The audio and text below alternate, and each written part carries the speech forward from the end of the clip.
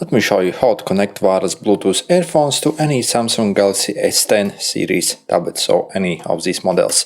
So first, on your earphones you have to actually enter the pairing mode. On most earphones, either you simply open up the case or you simply take out the earphones to enter the pairing mode on them.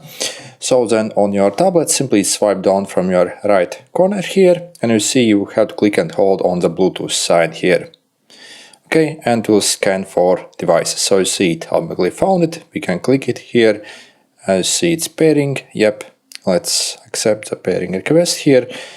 And if we check again, so you see they are connected and we can really start using them. Also, if you want to basically manage some settings, again, we can click and hold, click on details here, and you see if you click basically over here, and also, for example, unpair them and also manage the settings, so to use for calls and audio. And then, yeah, you can use them straight away. Okay, good luck.